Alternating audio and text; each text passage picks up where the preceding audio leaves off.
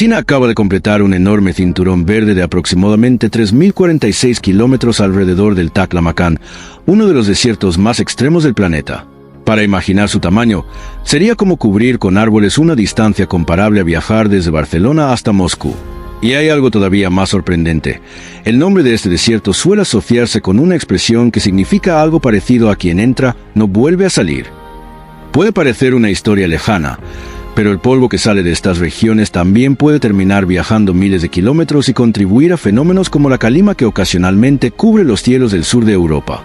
En este video vamos a descubrir por qué plantar árboles no siempre significa recuperar un ecosistema y, en determinados lugares, puede incluso terminar dañándolo. También veremos las 3 condiciones fundamentales que tienen en común los proyectos de restauración que realmente consiguen sobrevivir. Cuando pensamos en combatir un desierto, la primera idea parece bastante lógica. Conseguir árboles jóvenes, plantarlos en la arena, regarlos y esperar a que crezcan. El problema es que los desiertos no funcionan de una manera tan sencilla. Durante décadas, numerosos proyectos realizados en África y Asia han gastado enormes cantidades de dinero siguiendo precisamente esa fórmula, pero muchos terminaron con miles de plantas muertas. La razón principal no era solamente la falta de lluvia.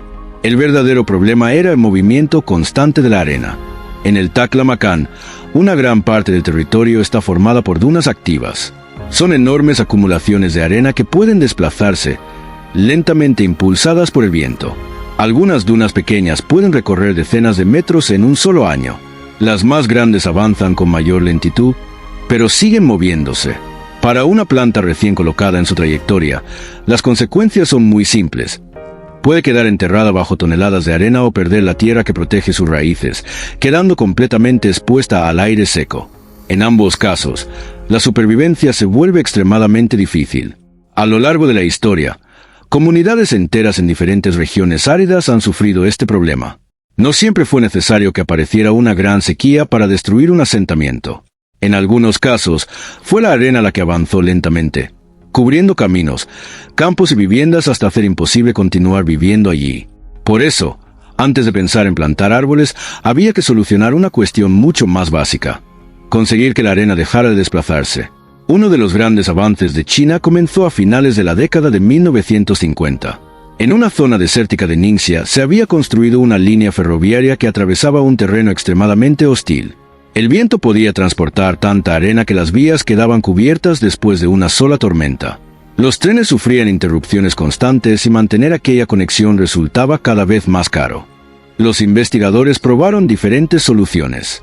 Se estudiaron barreras, zanjas y distintos materiales, pero muchos métodos desaparecían rápidamente bajo la misma arena que pretendían controlar. Entonces apareció una solución extraordinariamente sencilla: utilizar paja. Los trabajadores comenzaron a colocar tallos de paja de trigo y arroz directamente en el suelo formando pequeñas cuadrículas. Parte de la paja quedaba sobresaliendo mientras el resto permanecía enterrado. Desde arriba, el terreno parecía cubierto por un gigantesco tablero de ajedrez. Aquella estructura tenía una función muy concreta: reducir la velocidad del viento cerca de la superficie y evitar que los granos de arena fueran levantados continuamente. Cada pequeña cuadrícula creaba una zona donde el aire perdía fuerza. Poco a poco, la arena empezaba a acumularse y, por primera vez, una superficie que llevaba miles de años moviéndose podía permanecer relativamente estable. Pero detener la arena era solamente el primer paso. Todavía no había suelo fértil y, mucho menos, un ecosistema. Los científicos comenzaron entonces a investigar cómo conseguir que organismos vivos colonizaran aquella superficie. Una de las ideas fue utilizar cianobacterias, microorganismos capaces de crear una especie de costra biológica sobre el terreno. En condiciones controladas podían desarrollarse correctamente, pero cuando fueron llevadas al desierto real desaparecían rápidamente. El viento y la arena destruían la frágil estructura antes de que pudiera establecerse. La solución consistió en introducir estos microorganismos dentro de las pequeñas grietas existentes entre los granos de arena. De esta manera quedaban parcialmente protegidos de la acción directa del viento. Con el tiempo podían multiplicarse y formar una capa biológica mucho más estable. Una formación natural que normalmente necesitaría muchos años podía acelerarse considerablemente mediante este método. De aquí nació una de las ideas fundamentales de toda esta historia: el árbol no debe ser el comienzo de la restauración. El árbol llega después. Primero hay que estabilizar el terreno y después crear las condiciones necesarias para que la vegetación pueda mantenerse. A finales de los años 70, China comenzó a llevar estas técnicas a una escala mucho mayor.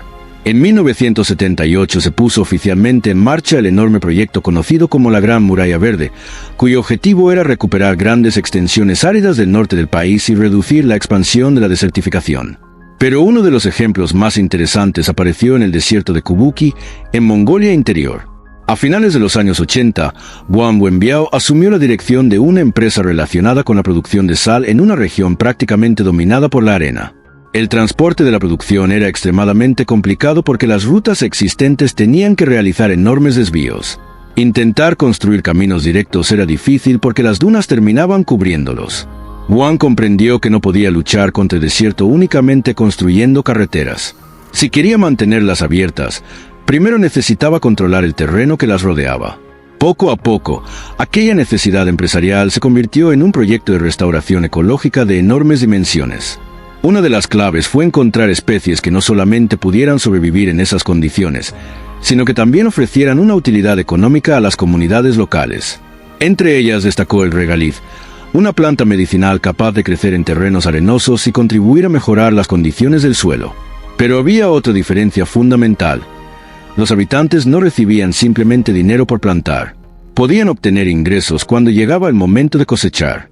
Ese detalle cambió completamente los incentivos. La restauración dejó de ser una tarea impuesta desde fuera y comenzó a convertirse en una actividad que también generaba beneficios para las personas que vivían allí. Con el paso de los años, grandes extensiones del desierto de Kubuki empezaron a recuperar vegetación y las comunidades locales encontraron nuevas fuentes de ingresos relacionadas con la agricultura, el turismo y las energías renovables. Los resultados nacionales también muestran cambios importantes. Desde comienzos del siglo XXI, China ha conseguido reducir considerablemente algunas zonas afectadas por la desertificación y aumentar su cobertura vegetal. Sin embargo, detrás de cualquier gran cifra siempre existen personas que han pasado décadas trabajando en condiciones extremas. Hay familias que llevan 40 años cuidando árboles y reparando las barreras de paja que el viento destruye constantemente. Para quienes vivieron allí durante los primeros años, ver un paisaje completamente vacío era algo habitual. El viento podía levantar tanta arena que apenas era posible distinguir lo que había delante. Con el tiempo, algunos de esos lugares comenzaron a mostrar vegetación, caminos y pequeñas zonas verdes donde antes solamente existía arena. Pero aquí aparece el problema que puede convertir una historia de éxito en un fracaso: el agua. En algunas zonas del noroeste de China, la extracción y el consumo de agua han provocado descensos importantes de los niveles subterráneos. En determinados oasis, el agua que antes se encontraba relativamente cerca de la superficie terminó quedando muchos metros más abajo. Cuando las raíces ya no pueden llegar hasta ella, los árboles comienzan a morir. En Minqing, por ejemplo, grandes superficies de vegetación llegaron a desaparecer después de que el nivel freático descendiera considerablemente. Y cuando las plantas desaparecieron, las dunas volvieron a activarse. Es una de las paradojas más importantes de la restauración del desierto. Un bosque mal diseñado puede consumir más agua de la que el ecosistema realmente puede proporcionar. Los monocultivos forestales son especialmente problemáticos cuando se utilizan especies que necesitan demasiada humedad. En un ambiente extremadamente seco, plantar muchos árboles no significa necesariamente crear un ecosistema saludable. Puede significar crear una enorme demanda de agua que el territorio no puede soportar. Además, gran parte del agua utilizada en el noroeste chino está relacionada con los ríos que nacen en las montañas y reciben una parte importante de su caudal del deshielo. El problema es que el cambio climático está alterando el comportamiento de los glaciares. Durante cierto tiempo, el aumento del deshielo puede incrementar el caudal de los ríos, pero ese proceso no puede continuar indefinidamente. Cuando la masa glaciar disminuye demasiado, el sistema termina enfrentándose a una nueva realidad. Por eso, el futuro de estos cinturones verdes no depende solamente de plantar más. También depende de calcular cuidadosamente cuánta agua existe, de dónde procede y cuánto tiempo podrá mantenerse disponible. En otras zonas de China ha aparecido una solución completamente diferente. En regiones de gran altitud se han instalado enormes parques solares sobre terrenos que anteriormente eran extremadamente secos. Los paneles no solamente producen electricidad, también bloquean parte del viento y generan sombras sobre el suelo, reduciendo la evaporación. El resultado fue inesperado. Debajo de los paneles empezó a crecer tanta vegetación que apareció un nuevo problema. El exceso de hierba podía convertirse en combustible para incendios. La respuesta fue utilizar ovejas. Los paneles fueron colocados a una altura suficiente para permitir que los animales circularan debajo de ellos y pudieran alimentarse de la vegetación. Así nació una combinación bastante peculiar: generación de energía, producción ganadera y recuperación del suelo utilizando exactamente el mismo espacio. En determinadas zonas, los estudios han encontrado mayor humedad, vegetación y actividad biológica debajo de los paneles que en las áreas desérticas cercanas. Ahora podemos regresar al enorme cinturón verde alrededor del Taklamakan. Sus miles de kilómetros no dependen de una sola técnica. Es el resultado de combinar diferentes estrategias según las características de cada zona. En muchos sectores se utiliza riego por goteo para entregar pequeñas cantidades de agua directamente en la zona de las raíces. Incluso se utilizan fuentes de agua con una elevada concentración de sales, porque algunas de las especies elegidas pueden soportar condiciones que serían imposibles para un árbol convencional. Y este detalle es fundamental. Gran parte de la vegetación utilizada en estas zonas no consiste en enormes árboles formando un bosque tradicional. Se emplean arbustos y especies resistentes capaces de soportar sequedad, salinidad y temperaturas extremas. Entre ellas se encuentran especies como aloxilón y tamariscos. Su ventaja es que requieren mucha menos agua que un bosque convencional. En un desierto, elegir una especie que consume demasiado puede ser tan peligroso como no plantar nada. El riego por goteo, además, tiene una historia interesante. Su desarrollo moderno está relacionado con una observación realizada en una región desértica de Israel. Un ingeniero observó que un árbol estaba creciendo mucho mejor que los demás y descubrió que cerca de sus raíces había una tubería con una pequeña fuga. El agua que escapaba lentamente estaba creando una diferencia enorme. Aquella observación ayudó a impulsar una tecnología que hoy se utiliza ampliamente en regiones agrícolas con escasez de agua. Los últimos cientos de kilómetros del cinturón alrededor del Taklamakan fueron especialmente complicados. Los vientos eran más fuertes y las tormentas podían destruir en pocas horas estructuras que habían requerido semanas de trabajo. Miles de trabajadores tuvieron que permanecer durante largos periodos en condiciones extremas, plantando vegetación, reparando las barreras y manteniendo los sistemas de riego. Finalmente, las imágenes obtenidas desde el espacio permitieron confirmar que el cinturón había quedado conectado. Pero China no es el único país que intenta enfrentarse a la desertificación. Otros lugares han elegido estrategias completamente diferentes. En los Emiratos Árabes Unidos, donde las precipitaciones son extremadamente escasas, se utiliza desde hace años la siembra de nubes. Aviones liberan partículas higroscópicas que pueden favorecer la formación de gotas cuando existen nubes con suficiente humedad. Es importante aclarar que esta técnica no fabrica agua de la nada. Si no existe una nube adecuada, no puede producir lluvia. La eficacia de esta estrategia sigue siendo objeto de debate y depende enormemente de las condiciones meteorológicas. Un episodio de lluvias extraordinarias en Dubái llegó incluso a provocar discusiones públicas sobre la relación con la siembra de nubes, aunque los científicos señalaron que la causa principal fue un sistema meteorológico natural de gran intensidad. Los Emiratos también están desarrollando proyectos de restauración de manglares y han establecido objetivos de millones de árboles para las próximas décadas. Arabia Saudí ha planteado una meta todavía más gigantesca dentro de su estrategia nacional de reverdecimiento: miles de millones de árboles. El problema, como siempre, no está solamente en anunciar una cifra enorme. La verdadera dificultad es conseguir que los árboles sobrevivan durante décadas sin consumir cantidades insostenibles de agua. Y entonces llegamos a África. En 2007, la Unión Africana lanzó la iniciativa conocida como la Gran Muralla Verde del Sahel. La idea original consistía en crear una enorme franja de restauración que atravesara miles de kilómetros desde Senegal hasta Djibouti. El proyecto planteaba restaurar decenas de millones de hectáreas, capturar grandes cantidades de carbono y generar millones de empleos. Sobre el papel parecía una solución espectacular. Pero existía un problema. Demasiadas personas interpretaron literalmente la idea de construir una muralla de árboles. En algunos lugares se plantaron árboles directamente sobre terrenos degradados sin solucionar primero los problemas de agua, suelo y pastoreo. En ciertos casos, las comunidades locales ni siquiera recibieron suficiente información sobre qué hacer con las plantas después de que fueran colocadas. El resultado fue que muchos árboles murieron.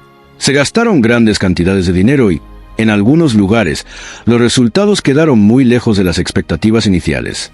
Sin embargo, no todo fue un fracaso. Senegal consiguió resultados positivos en determinadas regiones utilizando especies adaptadas a la sequía. La experiencia africana terminó demostrando que no existe una única fórmula que pueda copiarse de un país a otro.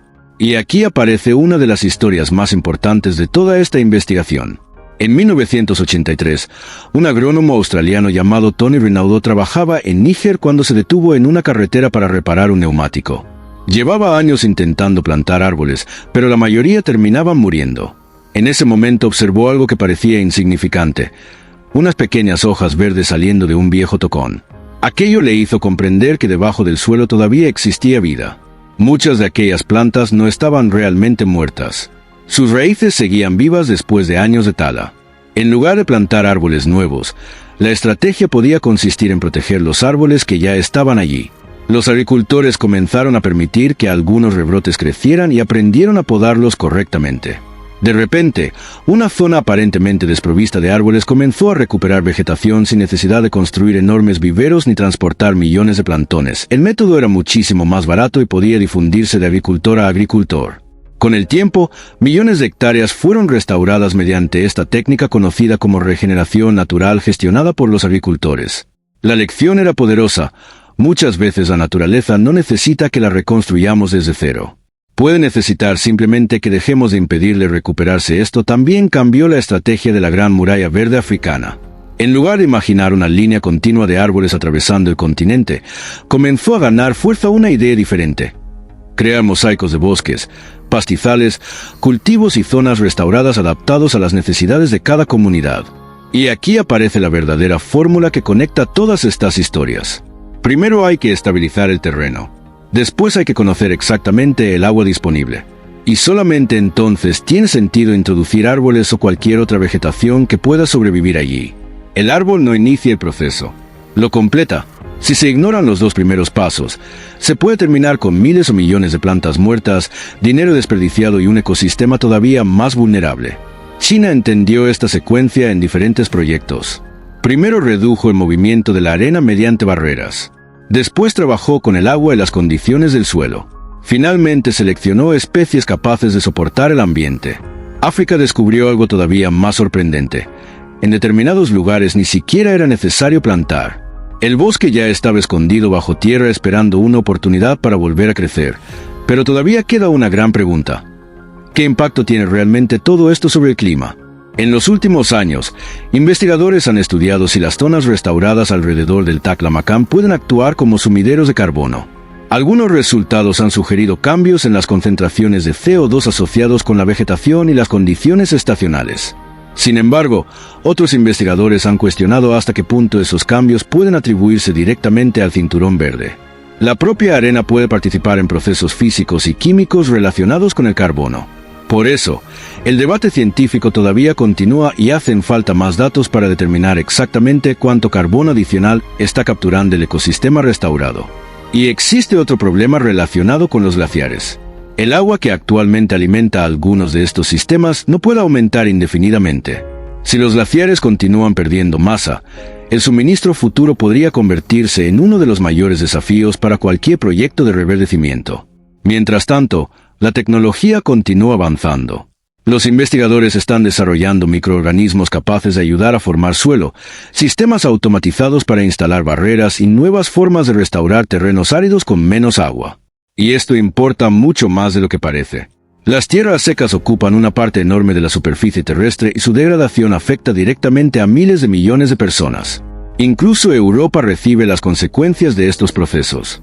Un estudio reciente analizó años de datos procedentes de numerosas estaciones europeas y encontró que, mientras determinados contaminantes procedentes de actividades humanas han disminuido gracias a las regulaciones, el polvo procedente de regiones desérticas ha aumentado en algunas zonas.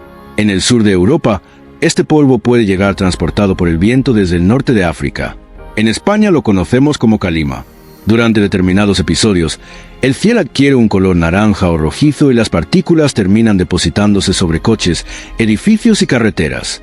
En las zonas donde estos episodios son especialmente intensos, los investigadores también han estudiado posibles efectos sobre la salud.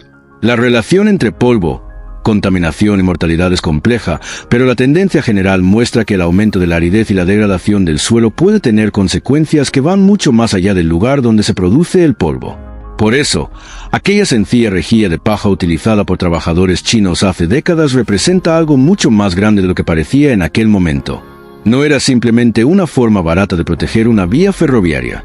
Era una demostración de que para recuperar un desierto no siempre necesitas una tecnología espectacular. A veces necesitas entender primero cómo funciona el problema. La gran lección de todos estos proyectos es que un desierto no se derrota simplemente plantando millones de árboles.